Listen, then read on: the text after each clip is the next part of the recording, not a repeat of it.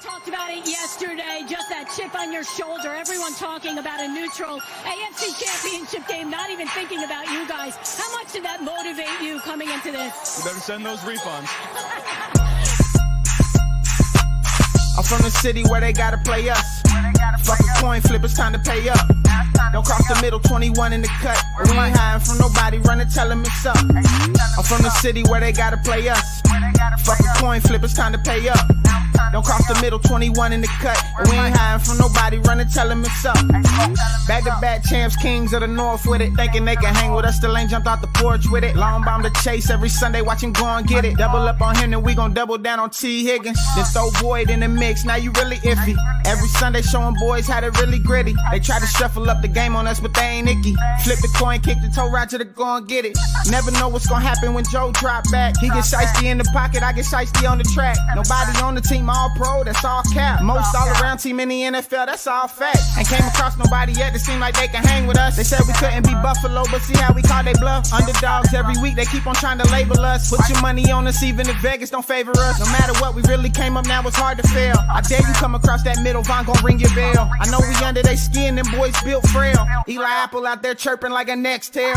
You don't want Salmon Trey to come off them ends. Rita clogging up the middle like a big body Benz. Right behind them Logan and Pratt, the turnover twins. Jesse Bates in the backfield just to clean up the loose ends. We just drafted Cam and drafted Hill.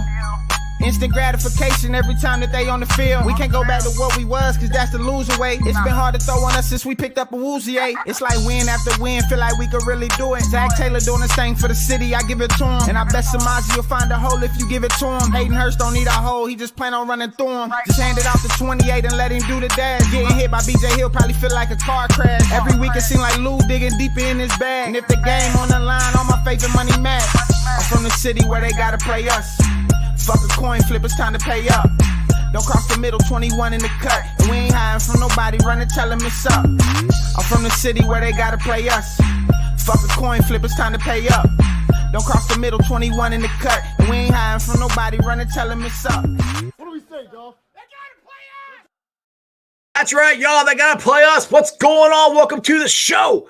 This is Sports with Strawberry Ice. I'm your host, the Iceman, Jeff Trunapole. And as always, I'm bringing you sports from a West Side point of view right here in the great city of Cincinnati, Ohio, home of the back-to-back AFC North champion Cincinnati Bengals. Now, do me a favor. If you found the show, hit that like and subscribe button. Smash that thumbs up. You guys are awesome. I'm up to 2,339 subscribers. As always, I appreciate every single one of you guys. If you're watching on X, Twitter, whatever you call it, or Facebook, and you haven't subscribed to my channel, why not? Please do so. Please go to the YouTube channel, Sports with Strawberry Ice. Hit the subscription button, hit the bell for notification. Every time I go live, you'll be notified. Also, exclusively in the YouTube chat crew, we're doing super chats. So I know I didn't tell everybody who's going to be on the show today, but I got the man. I got Ace Boogie on here, you know. New Stripe City, that dude. If you got something you want to ask him, give me a super chat. If you want to support the show, give me a super chat. I greatly appreciate it. And as always, I'm coming to you live from the Ice Cave. It's a glorious place down here. And the Ice Cave is brought to you by T Properties. T Properties, quality housing for quality people.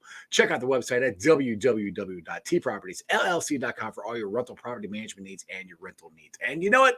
We're in every single day. Like I said, we hit the jackpot when we got Joe Burrow. That's why that's the perfect name. And I'll just guess it. I was down at the pro shop today and I saw a Snoopy Joe Cool shirt. And I'm like, this like seriously brings back bad memories because that's exactly the shirt that Joe Montana had made in the 80s. And they called him Joe Cool. I said, don't want to understand why we want to call Joe Burrow Joe Cool. You can call him whatever you want.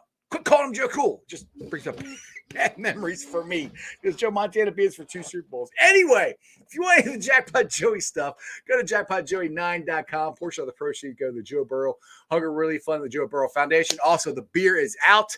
It's at Brink Brewery and a lot of Kroger's and lots of stores near you. So make sure you guys go check that out. What's up to everybody in the chat? I think Strangers first. And Brad was in there. Crypt Keeps in there. Jerome's in there. Jeff's in there. Lindsay's in there. Kevin, Matt, what is going on, everybody? Let's get to it, baby. It is week 1. It is Battle of Ohio. I'm ready to go. I wish they were playing already. I know Ace has already been talking smack to Browns fans because I've been following him on Twitter. So let's get to Ace. What's up, my man? What's up, brother? How you doing, man? Oh, dude, I am so fired up. I am ready for week one. I want to go whip the Browns' ass. Yeah, bro. I'm ready to run through a while, man. Ready to run through a while already. Can't wait until the season has started. I always get this excited because, all the way up until this point, it's been fake games. We're going to have everybody out there. Number 9, Battle of Ohio. Let's get it. Week 1. Let's just get right into it, bro. Exactly. Now, I was hoping to be able to come on the show and announce, Joe Burrow's contract, but that hasn't happened yet. I'm still not worried about it. I mean, one thing Lombardi said on Pat McAfee's show today, which I agree with, he said that, Mike Brown said he's going to pay Joe Burrow. And Mike Brown says he's going to pay him. He's going to pay him. I'm still curious if it's Joe's waiting on T's contract or are they intertwined? I'm like, Ace, man, at this point, I'm like, I don't know what else it could be. I mean, I'm not sure what the holdup is, but I'm not worried about it. Are you? No, I'm not worried about it either, man. I think, like you said, we all know that Mike Brown definitely plays quarterbacks, offensive players for sure, wide receivers. So, I think the holdup is probably figuring out a way to structure it so that they can keep T, can keep Jamar going forward. So they probably have to figure out how they want it structured. Who knows if it's going to be the same or similar to the Justin Herbert thing. I honestly didn't think that was the right structure. I think something more of an 8-year extension or something like that to push it up to 10 years would be better suited for us because we're competing with Pat Mahomes and the Chiefs over there, and them having that ace in their pocket. We want to be able to match that and be able to adjust from year to year. So I think that's possibly what it could be. I'm with you, though. I'm hoping that Joe Burrow is like, hey, I'm going to hold up some leverage here and say, go ahead, get the T. Higgins deal done first, then get mine done. Whichever way they do it, I'm sure that it'll get done. I don't think that we have to worry at all. I mean, this team they already extended Trey Hendrickson, which we didn't see that coming. Dude, honestly, Ace, I thought Trey was going to get cut after this year, to be honest, because they drafted Miles Murphy. That was my thinking. I did not think they would keep him. Yeah, I'm with you. I felt like he was kind of going to be the heir apparent like you thought as well. In terms of Miles Murphy, but then they went out and did that. So I just think the culture has changed, man. And I think that they're trying to do it, but they're trying to go about it the smart way. And, hopefully we'll get some signs here that something big will happen this week. So that's what I'm looking forward to. Obviously, all of us are looking forward to it. But no, it's not something that I would panic over at all. Right, exactly. Brad, now I haven't heard this, but Brad says, wow, they're reported that there was something with the wording from Joe's agent and the contract was worth around $300 million, which, he's going to be the highest paid quarterback. I mean, I'm not – he's going to blow everybody out the water. If you guys don't think he's going to get as much money as he can, he's going to. It's just a matter of how they structure it. So because he said that – or Jamar said that Super Bowl last year, Joe knows what he has to do to keep his weapon. So Joe wants to keep everybody, but he also wants his money. So they're going to structure it. So, I don't know where Brad, I don't know if you heard that or not. That's the first thing I've heard anything from either side, either Burrow side or the Bengals side. Yeah, I haven't heard much. I've heard some things that something could happen this week. We'll see if that comes to fruition. Don't want to become a meme after this. So we'll see if something happens. But the good thing, too, is that, Joe is also getting endorsements. I'm not endorsed by these guys, but little body armor money might help a little bit, might go a long way. And then we kind of talk about the care source that the Bengals just announced today, getting new partnerships, Donato's, stuff like that. All of that adds up. And then obviously with us supporting the Bengals, going to the games, buying season tickets, buying stuff at the game, merch and stuff like that, obviously that'll help the team as well. So I'm not really worried about it. I think we can definitely get it taken care of. Yeah, I'm not worried about it either. Like I said, let's forget the contract. It's going to happen. Ace, it's week one, baby. We've been waiting for this all summer. It's going to be Miles Garrett versus Orlando Zeus Brown. That's the matchup I want to see. I want to see Zeus shut him down. Now, Garrett has been known to move from side to side. He might match him up against Jonah, which, he's got the better of Jonah. But I think Jonah is going to be a better right tackle than a left tackle, just my own opinion. But, people keep asking me, like, are you worried about this week? And I'm like, no, because they're like, oh, the Browns got our number. I'm like, look, they've beat us. I think the two times that they've beat us, or the couple times they beat us, we didn't even have our full team. Yes, last year, Halloween, it was an awful game. They beat us. Hats off to them. They did. I'll give them credit for that one. But the other ones, we didn't have our damn full team. I'm like, they're like, oh, we got your number. I'm like, bull crap. No, you don't. Yeah, I'm with you on that. And one of those games, like, I remember we already had the season wrapped up, so we weren't even playing starters. Like Jamar Chase played for like a series, and they put their starters out there and barely beat us in that game. For me, like I agree with you in terms of the matchups. Myles Garrett is he's just a superhero. We're really a super villain in our talks, Right. as far as what he does for them. But the one thing that I want to see, and I think that we can get by with, is them having that new defensive coordinator, in Jim Schwartz, Right. and in that defense. The thing though is that he likes to run a lot of cover 1 and cover 3. So right. Good luck running that against the Migos and so the fact that we do have Zeus, like you said, he's going to be able to limit what they can do. And then with us having him, that just makes the line stronger. So it makes our right tackle position stronger, even though, not going to lie, I'm a little terrified of Jonah versus Zadarius Smith. But all in all, I think this team, when you look at it, 5 linemen, that is the best line that we've ever had against Myles Garrett. And then you talk about the fact that they're not going to have Denzel Ward. So talking about Jamar Chase, T. Higgins, Tyler Boyd going against those corners that they have over there without Denzel Ward. And then the guy that everybody's forgetting about, Irv Smith. What is Irv going to do against those linebackers? I want to see him broken out wide. That's what I'm curious to see about Irv Smith. I want to see him wide because we're going to go wide. It could be 5 wide receivers. It could be 4 wide receivers and Irv Smith. That's the difference that Irv Smith gives us from either C.J. Uzomah or Hayden Hurst last year. For sure. No, I agree with you. I think the amount of weapons that this team has is going to make it hard for the Browns, I think, on both sides of the ball. Obviously, like some of the things that teams like to do against us is blitz. That's not really what Jim Schwartz does per se. So it'll be interesting. If they give the Bengals time to throw on cover 1, I don't know if that's going to bode well for them. Now it's kind of Game On's supposed to try to join us. He's stuck in traffic. I was kind of trying to wait to talk about Yoshi till he got on here because I was on your show. Well, you weren't there; you were busy with me and Game On, and Zim was on there, and we're talking about Yoshi back in the draft. And I said I honestly think he would be a practice player. That's what I said, and I was completely wrong. I mean, he has been like Ace. If he can do what he did in the preseason, if he can do that. He's your number 4 wide receiver by week 2, week 3. I mean, he's been unbelievable, dude. Yeah, Yoshi is unbelievable. I mean, watching this kid, I think I actually ended up doing like a little all-22 on him. I like the kid from day one. I mean, I play receiver myself, so sometimes I know what to look for. And a lot of people were calling him raw, and I just didn't see it. Like I saw him playing against, lesser competition, but I didn't see a wide receiver that wasn't – polished. He did have route running ability. He had run after catch ability. He was able to dominate against the competition that he played against. And then I also looked at once he got to, I believe, the Senior Bowl and started going against guys that were supposed to be, second round corners. Tyreek Stevenson held his own against those guys, was able to get physical with them. I mean, you talk about the body type that he has, 6'3", 211 pounds. That's generally what the Bengals kind of look for. Right. He's got that. He's got the speed. He's got the athleticism, and then he's got it up here. He's got the smarts. Oh yeah, he went to Princeton. Yeah, we know he's a smart dude. Yeah, I agree with all that stuff. My issues were I knew he's athletic. He was with a triathlon. Is that what it was? Heptathlete. Heptathlete. That's what it was. Yes. Yeah. So I knew he was athletic. Mine was the route tree running, the learning the playbook. He's made. I mean, I'm sorry. He played, Ivy League. There's Ivy League, and then there's NFL. So the jumping competition. So that's where I kind of thought there might be more of a learning curve from. And look, we always have that breakout star for the preseason, and sometimes they are still good in the regular season. Sometimes they're not. Now we'll find out this Sunday. And all signs look like he's going to be really good. The one thing though.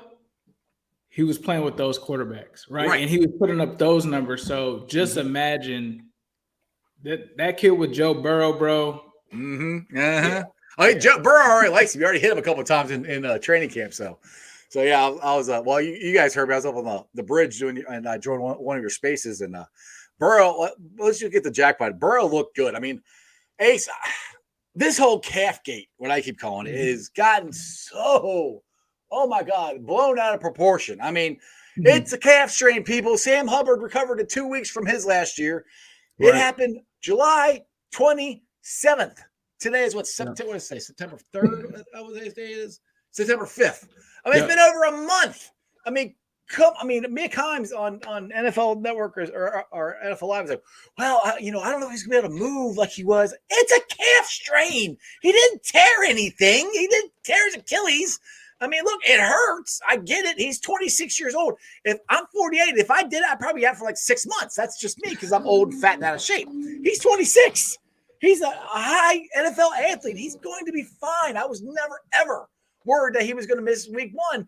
And yes, Zach hasn't named him yet, but he's going to start week 1. I mean, I'm 99% sure of that. For sure. I mean, when it first happened, the first thing that I did was kind of research quarterbacks who have had, similar injuries or, similar grades. And it came up with Aaron Rodgers, and Aaron Rodgers never missed a game with it. He's had it like 3 times. He actually even had it this season in OTAs where he tweaked it in OTAs, and then he was able to come back in the preseason and play. And I think I also read something where it said like the average time away is like, I think 37 days or something like that, 27 days actually. So, we're well past that.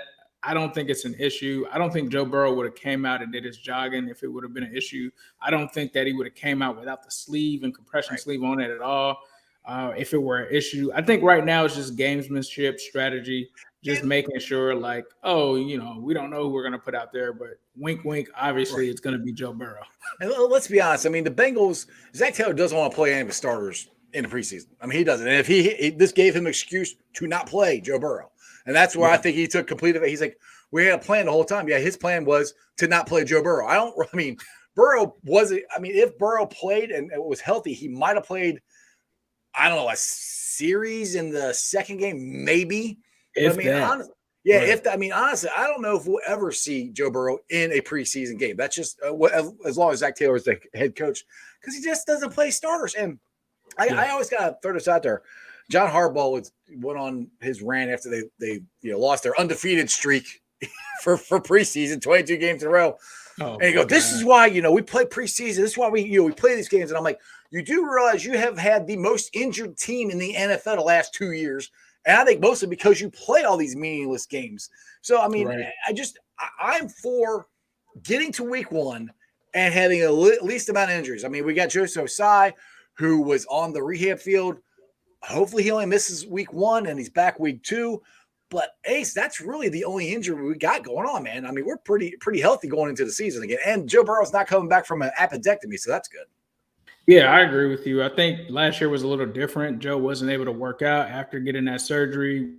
He actually ended up losing some weight, whereas with this one, he's been able to work out. And I think you hit the nail on the head. There's no point in playing these guys in preseason. You've been to the conference finals, 2 years in a row, Super Bowl the year before that.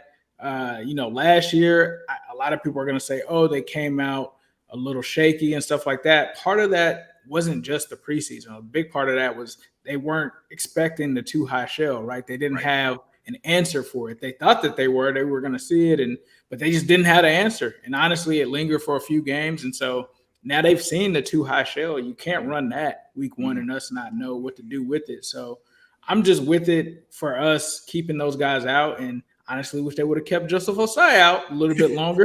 But more series. But it's that terrible field down there watching. That field is awful. Yeah, it's trash. It's like the worst stadium in the NFL. A lot of people have voted it as that. But yeah, I'm with you, brother. I'm not against Zach keeping guys out of the preseason. Right. We don't want preseason trophies. I don't care if we win a preseason game. We went 10 games in a row last year. Winning until we got to Kansas City. Now, it did come out today that the Bengals did sign a tight end, Zach Gentry. Thank you. Yeah. He's going to practice squad. He's 6'8". He's huge. Now, the tight end room is one that does concern me. I mean, I would have bet money that the Bengals would have drafted somebody, but they didn't. Like I said, I think Irv Smith is going to be a really good tight end as long as he stays healthy. I'm more worried about Sample and Wilcox. I really like the guy and I cannot – his name escapes me right now. He played for the Giants last year, and he's on our practice squad, 87. I can't think of his name. I really liked him. They cut him, and then he went back to the practice squad. I know who you're talking about. Yeah, he was like the best guy that was in the tight end room. He ended up getting hurt for a game. You're talking about Tanner Hudson. There it is. Tanner Hudson. Yes. Tanner Hudson. Yeah. Yes. I love the dude. And I cannot. T. Huddy. There you go. I love the dude, and I cannot freaking remember his name. But anyway, honestly, I thought he was going to make the team. I thought he was going to be our number 2 tight end. But Wilcox got healthy. We still got Drew Sample. And they are what they are. I mean, Drew Sample is a good blocker, not a great wide receiver. But Wilcox actually held his own last year when Jeezel. Hayden Hurst went down. Good God, don't get old. Forgetting people's names. Hayden Hurst was out last year. But we do need – I still want to add to that room. So what's your thoughts on Zach? And do you think he gets any playing time this year? I actually like the addition of him. I know, he was with the Steelers for a while. He was a pretty solid tight end, but obviously with them having the 2 guys in there, he was expendable at this point. I think you'll find, that he's a solid tight end 2.5, maybe 3. Mm-hmm. So, he can get in and do some things. He can definitely make some catches and stuff like that. He was able to get in and have 100-plus receiver yards 2 years in a row. So he is a guy that can be productive. I think that you're probably getting someone from the vein of Mitchell Wilcox. He's also a guy that played with the Steelers. So obviously he's kind of familiar with what they got going on over there. Obviously, the Bengals he brought his playbook. Yeah, exactly. Familiar with that Steelers playbook, that Tom Canada offense that they have over there, which is horrible. I think he's a good addition for the team. And I think that if he does get promoted or moved up at some point, I think he is a guy that can come in and do some things similar to what Mitchell Wilcox did last year. You're not going to see crazy, he's not going to come in and go crazy, but he's solid. We're not a tight end led offense. I mean, we're not. Tight end's more of a check down. I do think Irv Smith is going to bring more to the room than we have had in the past. Now, Brad here says, breaking news from Fox 19 just reported, Joe will discuss his contract tomorrow at 3:15. Hopefully that means he's announcing a contract. Because I know he said, about a month ago, he's not going to talk about it anymore. So that is something interesting. We'll have to see what he says about his contract. I mean, and the other thing, too, is I don't want to keep talking about Joe's contract, but, I mean, he's still got another year. So we technically don't have to sign him this year. I would be shocked if we don't. But that's something we don't have to do. All right, so let's get back to the Bengals and Browns here. So what's the keys to the game? I mean, first of all, let me put it this way. Deshaun Watson, do you think he has a shot of getting back to the Deshaun Watson in Houston? Because if he does, that dude could play. I like, before all this stuff, I was a big fan of Deshaun Watson. I liked him at Clemson. I thought he was a really good quarterback. All the stuff in the past, whatever. Yeah. Not whatever is bad. I'm not talking about that. But if he can get back to the way he was, that's a big deal for the Browns. I don't know. What's your thoughts? Do you think Deshaun has a chance to get back to the way he was?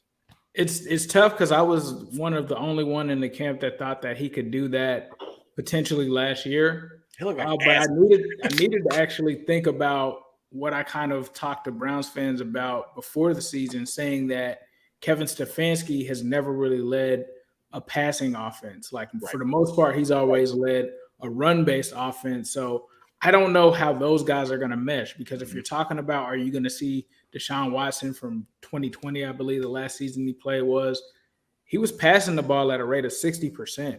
They're not doing that in Cleveland, and I don't see them doing it anytime soon. Will he be as bad as he was last year? No, there's no way. Better, yeah. The way he played last year, he was worse than Kenny Pickett. So no way that can continue. Right. But if you're saying that he's gonna, turn back into MVP candidate Deshaun Watson, I don't think so. I think you get somewhere in between that and where he was last season. And then he's also got to gain kind of that familiarity with that system, some of the new weapons that they have over there. This defense is gonna test him. And I think another thing that's big that he missed in those years out was the cover 2 shell defense. We all saw it. We had to deal with it last year. He didn't really see that. And so he's going to have to get used to that, playing against it, because last year was just kind of the new trend, kind of the new shiny toy of how to play good quarterbacks. And if he cannot get that mastered down, then I think the Bengals will definitely take advantage. But I think he's somewhere in the middle there. I probably still put him – it was controversial because last year on AFC North Talk, I said that he could be the second best quarterback in the division. I think he's at third. I think he stays at 3 this season after Burrow and after Lamar Jackson. All right, now Mike here has a good question because I can't even name one. Who's Cleveland's wide receivers? I mean, actually, I do know one.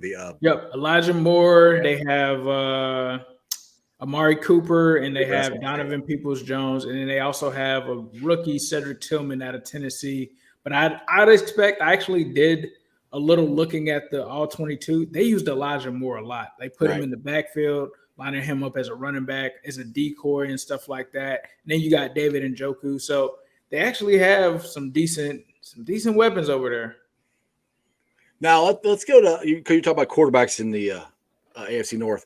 Lamar Jackson. Now, this is the thing that I think is going to be very curious. Lamar Jackson, don't get me wrong, is a really good athlete. I hate to say quarterback because he's not an accurate thrower. He's just not. But get him outside of the pocket, and he makes plays that nobody else can make. Yeah. Now, the thing I find curious is this new offense. They're getting him all these wide receivers and everything. What they're doing is trying to do is what the Bengals have wanted to do the whole time is keep him in that pocket and make him throw the ball.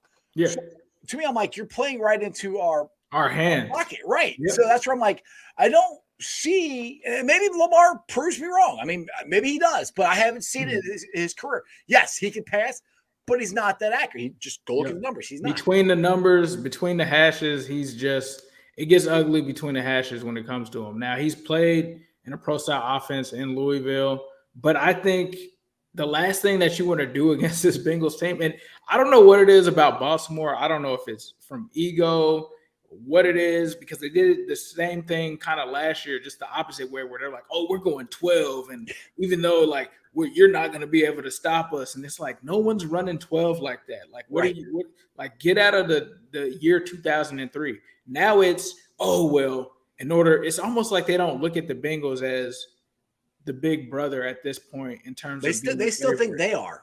They still think they are. So they're like, oh yeah, they have to adjust to us. And it's like, okay, if you were actually studying the Bengals, you would see that the Kansas City Chiefs and the Buffalo Bills, two of the top passing offenses in the NFL, struggled against the Bengals.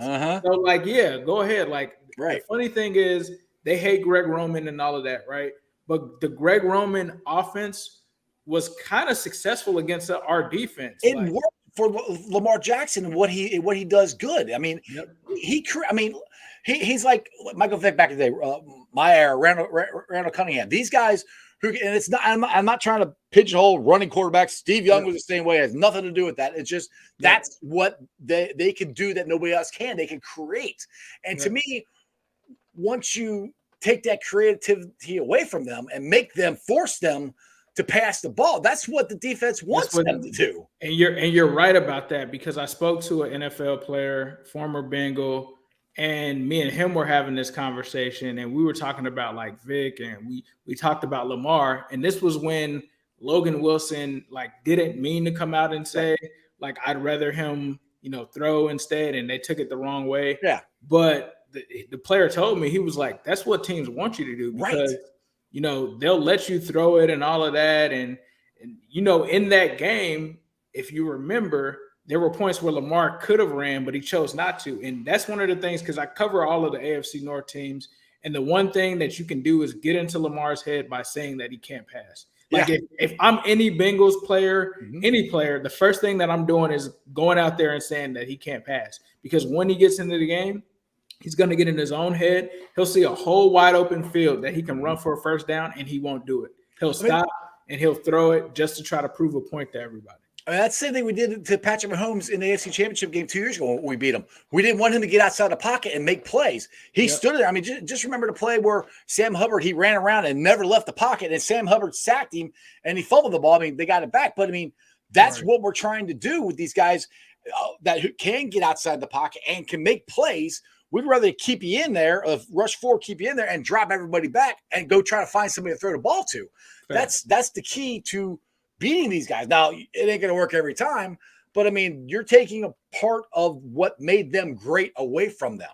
And that's where I don't see – I know we're trying to do a Browns preview here, but I just don't see all the hype with Baltimore with, Lamar's going to throw the ball. I'm like, good. Go ahead. That's what I want you to do. That's where I just don't get all this stuff. Like, these Ravens fans act like, we got Odell Beckham. Which, look, Odell Beckham was really good. He still might be really, really, really good, but he's coming back from his second ACL. Now, Trey Flowers, I like him out of Boston College. I think he is going to be a really good wide receiver. But you got Lamar Jackson throwing you the ball, and nobody ever wanted to go there. So it's just curious of the people, the way people look at Baltimore and the way they look at the Bengals. I mean, freaking Keyshawn Johnson said the other day on his new show that Bengals haven't even won their division yet. I'm like, are you on crack? Like, they won it back-to-back years, dude. I'm like, it still blows my mind that the Bengals are look. Kansas City's number one. You got to give it to them. They won the Super Bowl, but we're right there, and I don't care what anybody says. And I'm irritated, but I'm like, okay, don't talk about us. That's fine because we're gonna go and prove everybody wrong again. But do you find it just in the AFC North talk and you're showing like that? Do you still find it weird that? Well, I mean, we should be the favorite. I don't know what they're saying on there. Yeah, I mean, so with AFC North talk, sometimes, some people are going to be real. Some people are going to be like, all right, we made all of these changes, because I've been guilty of it because I did it in, I think, 2021. And I was actually being honest. I'm like, you guys don't realize how good Joe Burrow was. So the fact that we all watch each other's games, though, I feel like you would have to look at the Bengals as the favorite. Now, obviously, there's been a lot of teams with changes, and we've never really seen changes drastically on this level, especially for the Ravens when it came to their offensive coordinator, because they've been complaining about that for years. Well, they have to, because they got to keep up with us. They have to. Now there's no excuses. Like for the Ravens, you can't say that it's on Greg Roman. You can't say that Lamar doesn't have weapons. He has those now. With the Browns, they fixed their biggest weakness, which was the defensive line. So everybody, I think, feels good about their team, but I think in the back of their minds, they know the Bengals are still the favorite. And I think even Q said it would have to take for something like Joe Burrow's calf not being 100% for us to somehow move down to like second or third. And so I think that they all know that it would have to take some kind of something else to happen for the Bengals to not be the favorite. But they're also entitled to their own opinion. I think Sony's got the Ravens. I don't know what Tony has, because unfortunately he retired for this year at least. So, did he? But I do know he has some good things to say about the Bengals and stuff like that. Coming from a Steelers fan, so you know that was tough for him to do. So I think we are the favorite. I think as these games play out, we'll see, because this division is so good. You never know, right? But you know. Hey, it's AFC North, man. Anything can happen. Now, let's roll talk a little bit about the Squealers. And getting all this hype about Kenny Pick Six and Pickens and we're going to be able to throw the ball. And look, I mean, they made some really good plays in training camp and stuff and yada, yada, yada. Yeah. I don't, and maybe I'm just being a Bengals fan, but I don't see, I mean, yeah, you've gotten better, which you couldn't do much worse. They were kind of awful last year. Right. Do you see them making a playoff run? I mean, I honestly think it comes down to, I'm talking crap about the Ravens, but I think it's between us and the Ravens as far as playoffs go. I'm with you. There is a scenario where it does happen to where they can get, I think at best, they can get the second seed. And in order for that to happen, it would be that Baltimore gets out to a slow start because of them learning this new offense, because of them missing a Marlon Humphrey, because of that secondary not having the same pieces at corner. So I think there is a world where they can do that. The Steelers haven't been good at quarterback for about 3 seasons now, so I have seen them make it without having a good quarterback. I mean, they got Tomlin. Tomlin's a hell of a coach. I can't stand him. He's a hell of a Tomlin coach. is all his floor is 500, so he's always gonna at least win and go over 500. The only way that happens, and it actually is possible, because their schedule is easy as hell. I don't know who was bribing the commissioner for that schedule that they got, but whoever it was giving them some Kenny Pickett sympathy on that schedule. But for me, it comes down to Kenny Pickett and the offensive coordinator. People can talk about what kind of preseason he had. I watched this team last year. Tom Canada sucks. I don't know what the Tom Canada offense is. Najee Harris is overrated. He's not really good. His backup is better than him, which sounds like a hot take, but if you've actually watched them, you know Jaylen Warren is actually better than Najee Harris. Najee Harris is just a first-round pick. Pickens is good. I'll give him that. Deontay Johnson didn't catch a touchdown last year at all. Still waiting for him to score. Maybe he can score a touchdown in 2 seasons. They've got talent. I just don't believe in Kenny Pickett. Kenny Pickett is the guy where I'm like, he's just a game manager. Now, could he win 9 games, 10 games? Yeah, sure. But people saying that Kenny Pickett's going to go crazy this season and they're going to win 11 and 12 games, yeah, they need to get their head checked. I don't know what they're thinking when it comes to that. All right, well, he finally made it out of traffic. Let's get to the number. It's either him or Greg as far as the number one Yoshi fan. I'm not sure. Let's get the game on. What's going on, brother? What's up, fellas? What's up, Game On? Just dealing with some family stuff over here, trying to hop in when I can, but I appreciate you for having me. Hey, no problem, man. I appreciate you jumping on. So, we'll just get your thoughts on Week 1, Bengals versus Browns. Is Yoshi Voss going to go off and just like have 3 touchdowns, or what do you think is going to happen Week 1? I think the Bengals are going to try to control line of scrimmage with their offensive line on that D line, unproven and new.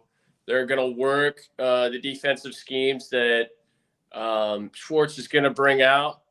And I think the Bengals offense is going to take advantage of some of those blitz packages that they might show. They're going to have some open. I think their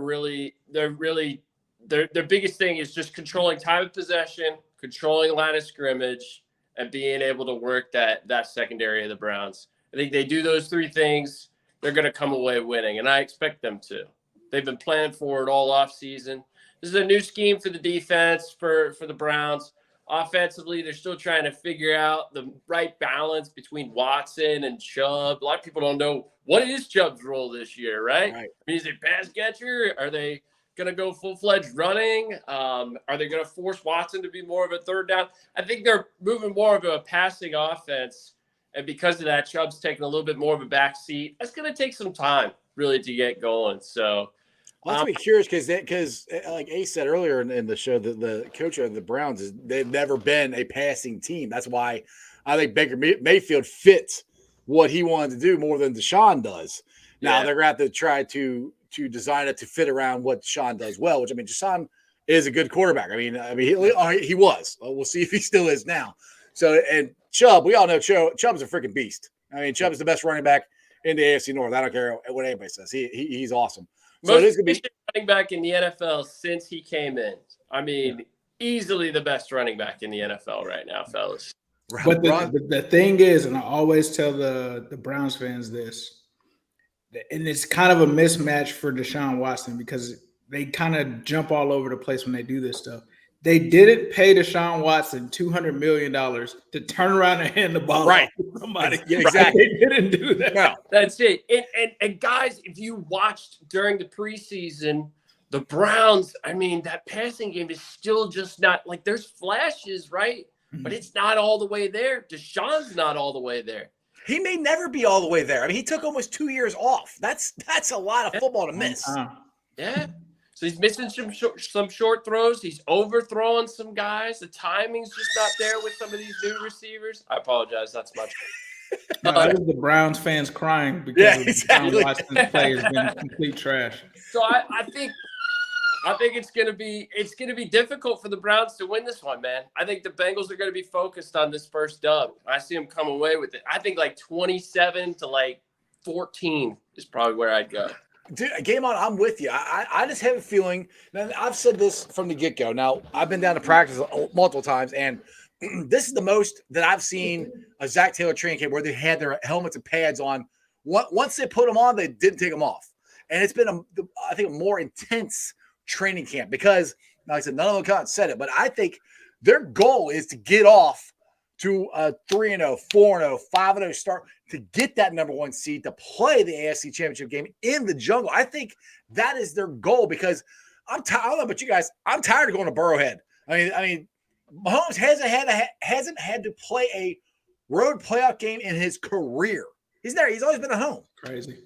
So I mean, let's go see. And Burrow's played almost all of them on the road except for 2. Right. Come to Cincinnati and try to win that. That's the key to me, I think. That's why I think they're going to boat race the Browns. Obviously, first and foremost, winning a Super Bowl is the number one goal, right? But Absolutely. getting the number one seed is the second piece of that. And securing that, bringing it back to Cincinnati, being able to play that AFC Championship game in Cincinnati is big time. And that's what this team is after this year. Yeah, I mean, Ace, sure. you and me talked we put on Twitter last year that you thought they were going to start like 6-0, and I was with you.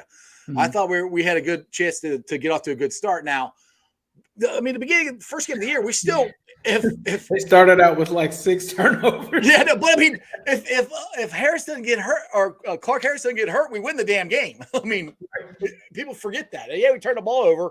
Now Dallas, we just got our asses kicked. I mean, that defense was unbelievable, and we had no shot. But looking at the schedule, and now we have a healthy Joe Burrow and the offensive line, the interior 3 guys are the same as they were last year. Jonas flipping from left to right. You got Orlando, who's one of the best left tackles. Our offensive line is the best we've had since 2015. I think this is the year that we get off to those good starts, those 3-0, 5-0 starts. I mean, I'm pretty confident about that. I am too, because when you look at it, you've got Cleveland. They got their, obviously new defensive system they're working through. Same with the Ravens. I think that's in our advantage, like to have a divisional game with both of these teams.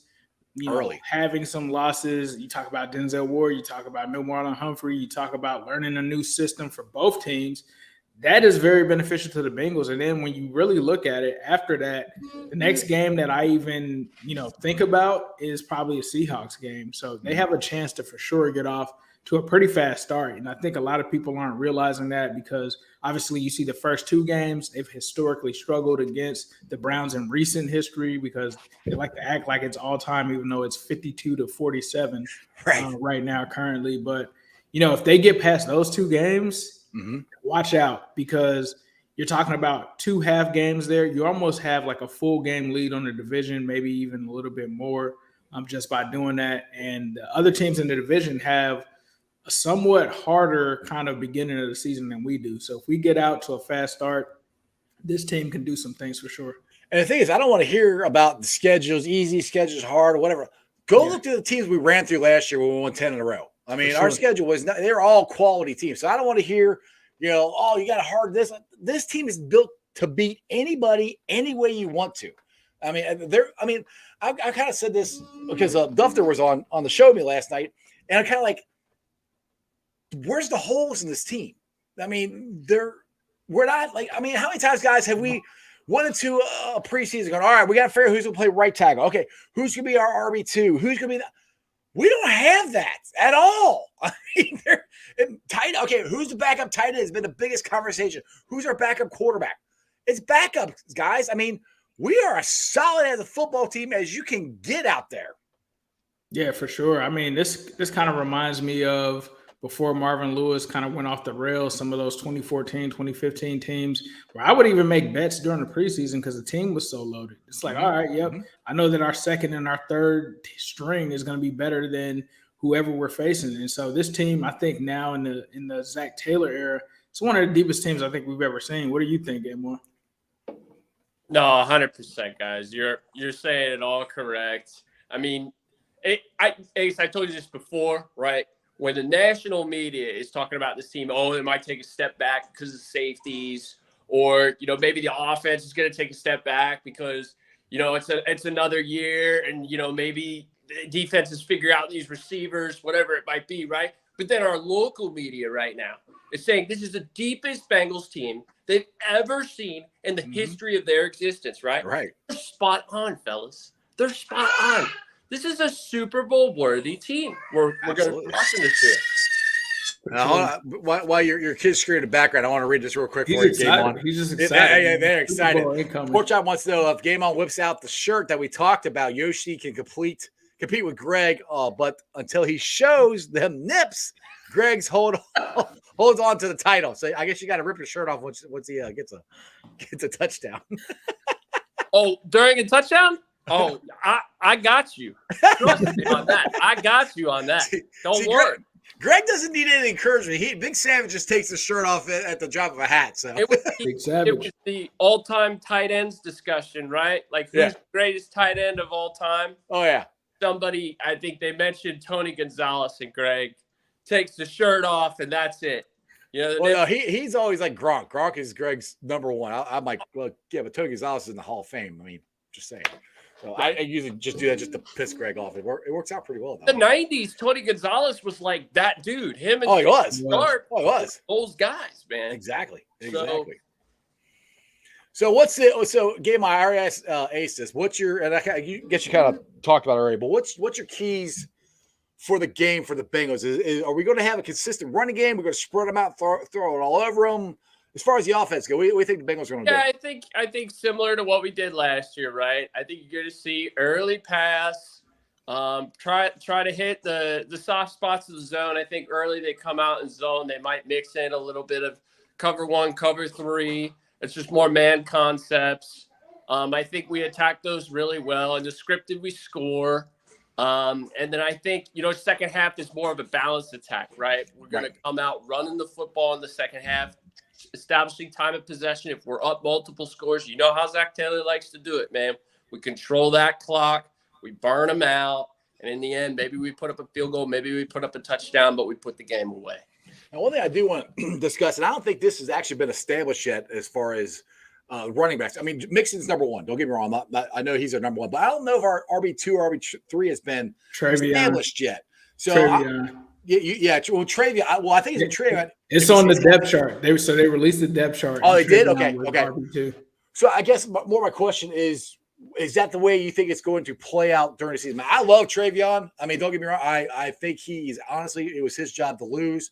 Yeah. I think he's got the best shot of blocking, which is, to me, RB2 in this offense, you got to be able to do some pass blocking. And I think Travion has got the best shot to do it. And I'm really happy for him because when he gets a chance to play, he's really, really good.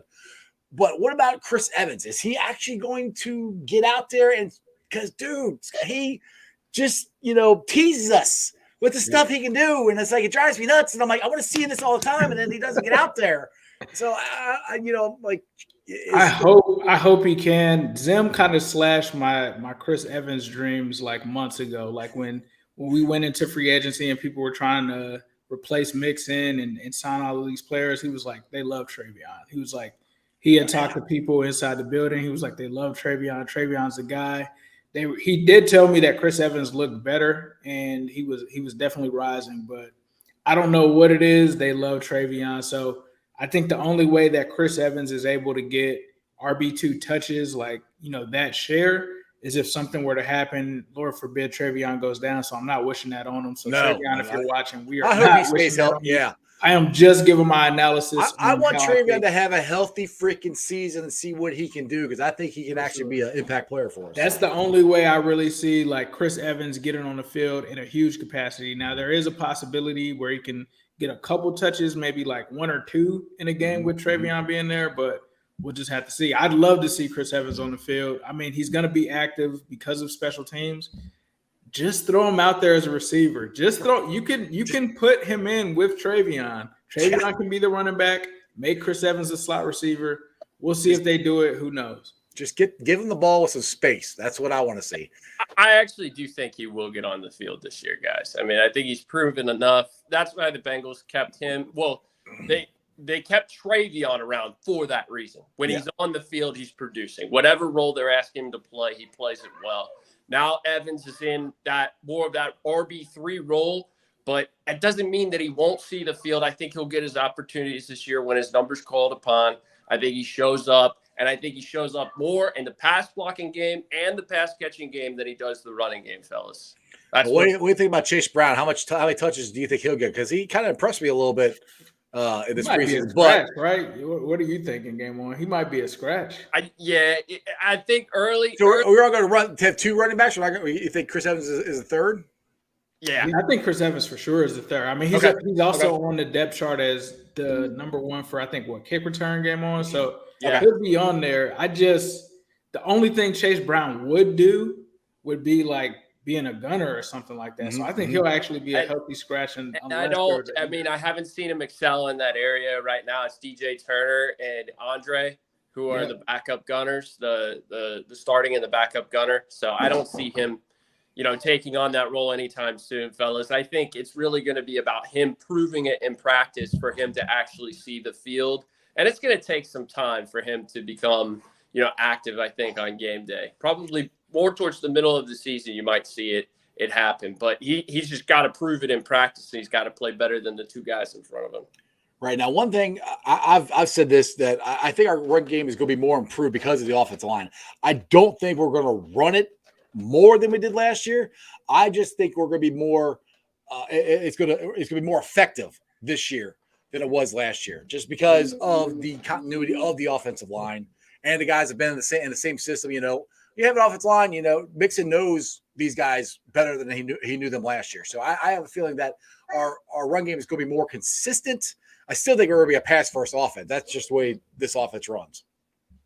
Hey, it was the offseason was all about creating explosive runs with the opportunities that you get, right? If you only get 10 to 15 opportunities in a game, we better see some explosive runs that will flip the field for you. In that last Browns game we played, I think Mixon ended up having 14 carries for 96 yards. But one big one was the 45-yard run. And I think that was pretty much the run that kind of sealed the deal for the Bengals in that second half. It kind of gave them that momentum to win that game in the end. So, I mean, that's what they're looking for, fellas. They're looking for some of these runs, whether it be any counter or weak side or toss, that will be able to get them down the field, flip the field, and give their offense an easier time.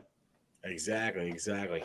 All right, guys, you've been on for 51 minutes. Ace, I appreciate you, man. I'm sorry I missed you at Joe Mixon's birthday party. I'm half deaf. You're yelling my name. I couldn't freaking hear anything, and it was getting crazy up in there, and this married guy needed to get the hell out of there before. Hey, I didn't see you there, but I caught you in Tampa. So the chances of that happening were like 1,000,000 to 1. So yeah.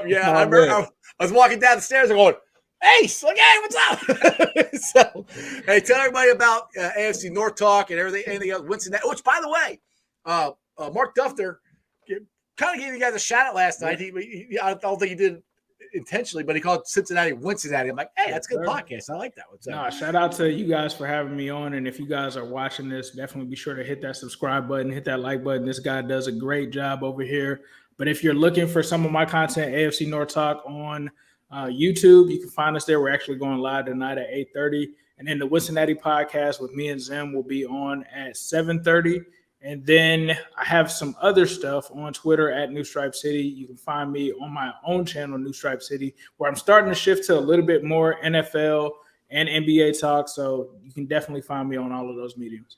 He's a busy man. Make sure you go check him out. Ace, you do a great job. As always, brother. I appreciate you. And hey, if I make it down to Jacksonville, if you're there, I'm going to have to hit you up. We're going to have to go hang out. I'll be there. All right, brother. Appreciate you, man. Who day? Yes, sir. Who day? Hey, good to see you, Ace. All right, game on. You and my boy, Pancake Parker, have got a new thing you're doing with Chatterbox.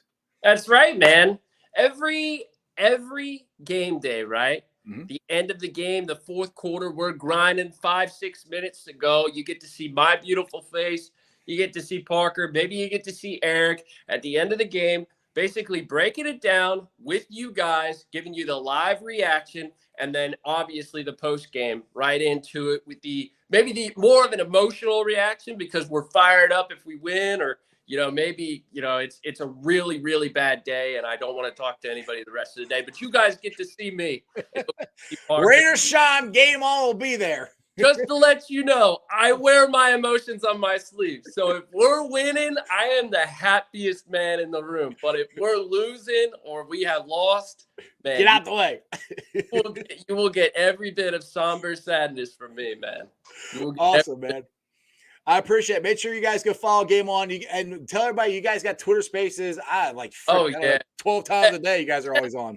Next time, man, you go up on that bridge. You better join us. You better talk. I did join that one. The last time I was up there, I did join because I didn't think you guys would be able to hear me. It was so freaking windy. Man, we've done it already. We've broken down coverages. We looked at the defense, the offense, what we're doing, who's looking great, whatever.